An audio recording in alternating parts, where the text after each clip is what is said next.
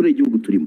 Rero nidutangira kunebwa no kujya gutakaza umwanya tujya mu mangambure, icyo navuga cyo hari indwara tugomba guhangana nayo. Abantu benshi barimo baragenda babinjajwa. Injajwa.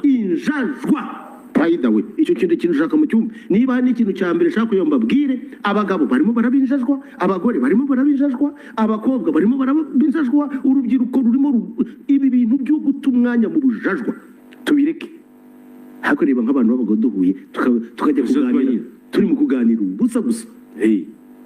Birababaje. Umva, bonye dusana gucuza kuri ingingo, ariko hari akantu ngira ngo tutarenga. Umuco mubi rero. Ikimansuro. Umva. Jene bya bintu ntabwo nari ko biba mu Rwanda.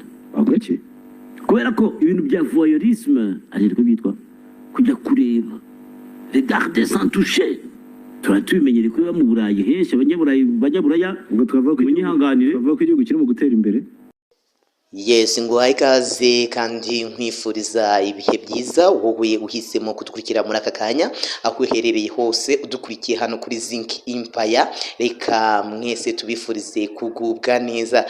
Ni mu gihe turi mu bihe byo kwibuka abacu bazize jenoside yakorewe abatutsi mu 1994, dukomeza kwihanganisha ababuriye ababo muri ibi bihe by'amage, ibihe byari bikomeye, kandi dukomeza twibuka kandi twiyubaka.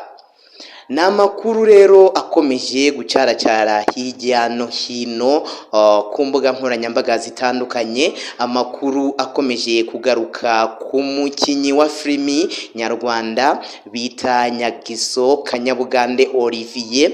Bikaba bivugwa yuko rero uyu mugabo cyangwa se uyu musore ngo arimo akurikiranwaho icyaha cy'ipfobya, aho ngo ku munsi w'ejo tariki ya 11 ahagana isaa 3 z'ijoro ubwo yarari kuri TikTok live ari kumwe na bagenzi be, noneho bakaza kuvuga amagambo adakwiye muri bino bihe turimo byo kwibuka abacu bazize jenoside.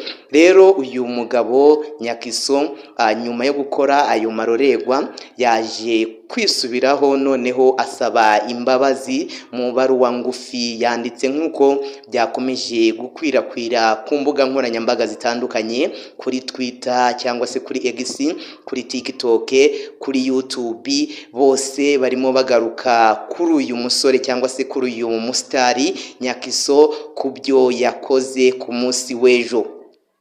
Rero natwe niyo mpamvu dufashe umwanya tukaba tugiye kugaruka kuri aya makuru, tugira ngo mwe mwese mudukurikiye aho muherereye hose mukomeze kwibuka kandi mwiyubaka, aho dukomeza kubagezaho amakuru yose aba yizewe kandi abagezweho.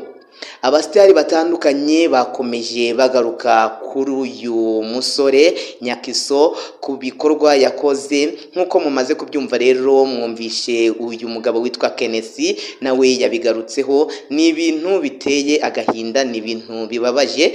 Gusa uyu Nyakiso yaje kwandika ibaruwa asaba imbabazi, asaba ko bamubabarira kandi ko bitazongera kumubaho. Umuvugizi w'urwego rw'ubugenzacyaha RIB Dr. Murangira Thierry nawe yagarutse avuga ko abanyarwanda dukwiriye kumenya amateka yaranze igihugu cyacu, kandi ko dukwiye kudapfobya ibyabaye, ngo dupfobye cyangwa se ngo tuzane ingengabitekerezo ya jenoside.